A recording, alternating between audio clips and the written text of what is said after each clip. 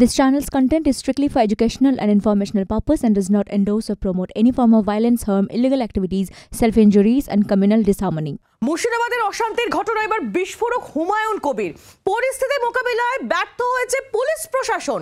দুঃসময়ে দিল্লিতে বসে থাকলেন নেতারা। অন্যদিকে ঘোলা জলে মাছ ধরতে চাইছেন শুভেন্দু অধিকারী। বিস্ফোরক মন্তব্য ভরতপুরের তৃণমূল বিধায়ক হুমায়ুন কবিরের।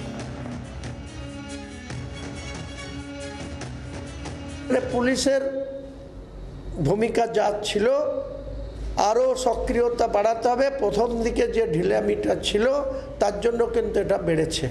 প্রথম দিনের ঘটনা যদি সেইভাবে পুলিশ রোল করতো বা জনপ্রতিনিধিদের নিয়ে একটা পিস মিটিং করতো বা এখনও এর আসল সমাধান ওই নেট বন্ধ করে রেখে আরও মানুষের মধ্যে কিউরিসিটি তৈরি করলে হবে না। যদি লোকাল যে জায়গায় সমস্যা তার ডিপে ঢুকতো, ভেতরে ঢুকতো, তাহলে আজকে বিএসএফকেও তলব করার দরকার হতো না।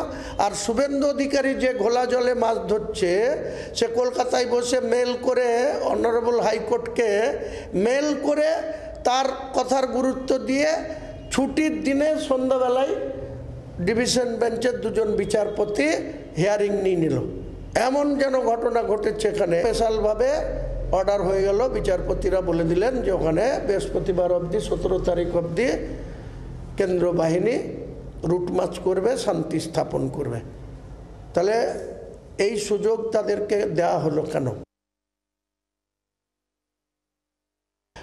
বিরোধী নেতা গত 1 বছর ধরে যে ধরনের উচ্ছৃঙ্খল কথাবার্তা বলছেন, ডাইরেক্টলি কমিউনালি কথাবার্তা বলছেন, মুসলিম বিরোধী কথাবার্তা বলছেন, দাঙ্গা লাগানোর মতো উৎসাহিত করছেন, তার বিরুদ্ধে কোনো পদক্ষেপ এখন পর্যন্ত হয়নি।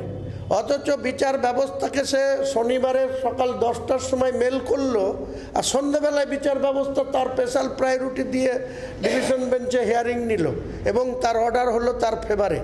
বাংলার সাম্প্রদায়িক সম্প্রীতিকে নষ্ট করার মূল হোতা হচ্ছে বিরোধী দলনেতা। ব্যর্থতার একটি বড় দায় তাঁরও।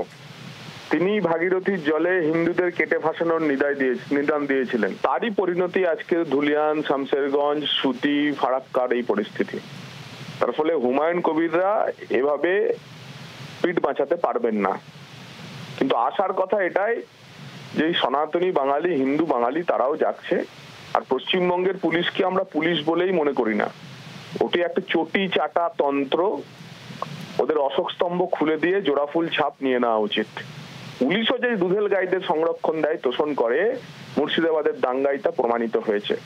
যতক্ষণ পর্যন্ত না বিএসএফ রাস্তায় নেমেছে, রাজ্য পুলিশের ডিজিও ওই এলাকায় ঢুকতে পারেননি। সেটা উনি ওখানে থাকেন বলেছেন। উনি বিজেপিকেও তুমুল সমালোচনা করেছেন, বিজেপিকেও তুমুল সমালোচনা করেছেন। ফলে উনি ওনার পুরো বক্তব্যটা নিয়ে আমি কোনো মন্তব্য রাখবো না। উনি বিজেপি বা যে বিরোধীরা এই ধরনের উস্কানিমূলক কাজ করছে তাদেরও তুমুল সমালোচনা করেছে। বাংলার আওয়াজ, বাঙালির আবেগ, জি 24 ঘন্টা।